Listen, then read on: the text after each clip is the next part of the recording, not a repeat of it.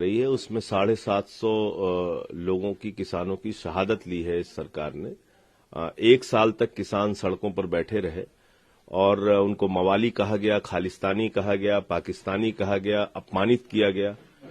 जब ये बिल आया था उस वक्त संसदीय परंपराओं और लोकतंत्र का गला घोट के कम नंबर होने के बावजूद ये बिल पास किया गया था और उस वक्त भी हम लोगों ने चिल्ला चिल्ला के कहा था कि ये काला कानून है, लेकिन प्रधानमंत्री जी ने न संसद में हम लोगों की सुनी, न सड़क पर किसानों की सुनी। और अब ये रिपील तो जरूर कर रहे हैं, लेकिन किसानों के मन में ये आशंका है कि ये सरकार कब क्या कर दे। उनको भरोसा नहीं, क्योंकि बीजेपी के वरिष्ठ नेता और वर्तमान राज्यपाल कलराज मिश्र जी ने कहा कि ये बिल वापस आएगा। कमल पटेल जी जो कृषि मंत्री हैं मध्य प्रदेश के, वो कह रहे हैं ये बिल वापस आएगा। साक्षी महाराज जी जो इनके सांसद हैं वो कह रहे हैं ये बिल वापस आएगा।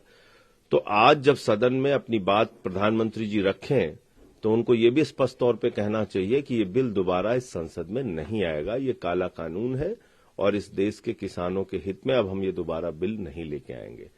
रद्द करने का जो बिल लेके आ रहे हैं उस पर हम लोग अपनी बात रखेंगे और निश्चित रूप से हम तो पहले दिन से ही चाह रहे थे कि ये बिल रद्द किया जाए। में भी आपने अपनी बात रखने की कोशिश की थी, आपको नहीं ऑल पार्टी मीटिंग में मैंने अजय मिश्रा टेनी का इस्तीफा मांगा था कि आजादी के 75 साल के बाद ऐसे दृश्य हम कैसे बर्दाश्त कर सकते हैं जहां 4 किसान और 1 पत्रकार को कुचल के मार दिया जाए, और वो व्यक्ति अभी भी आपकी सरकार में गृह राज्य मंत्री बना हुआ है।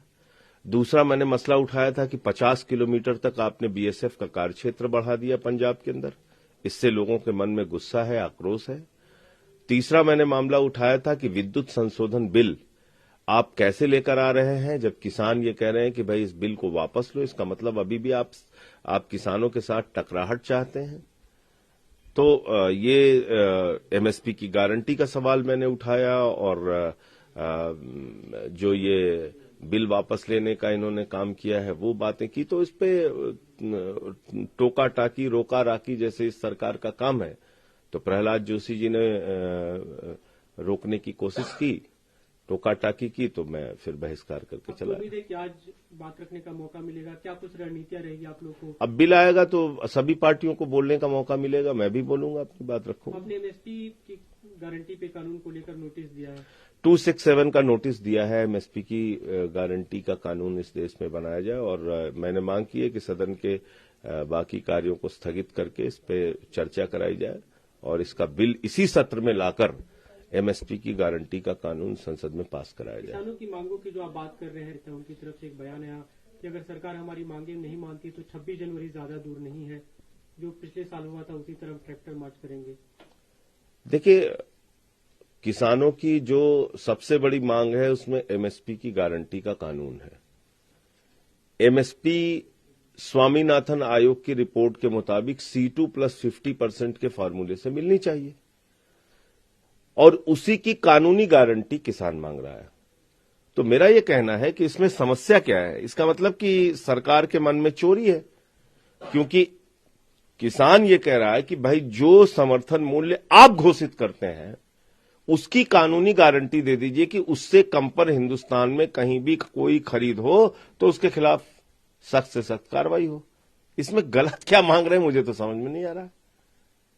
आपके द्वारा घोषित एमएसपी पर गारंटी का कानून और वो एमएसपी C2 + 50% जिस पे स्वामीनाथन आयोग की रिपोर्ट आ चुकी है, जिसकी पैरवी खुद भारतीय जनता पार्टी करती है और जिसमें हमारे प्रधानमंत्री जी बार बार कहते हैं कि किसानों की आय को दोगुना करेंगे, और जिसमें हमारे प्रधानमंत्री जी ने खुद 2011 में मुख्यमंत्री रहते हुए एक रिपोर्ट सौंपी है।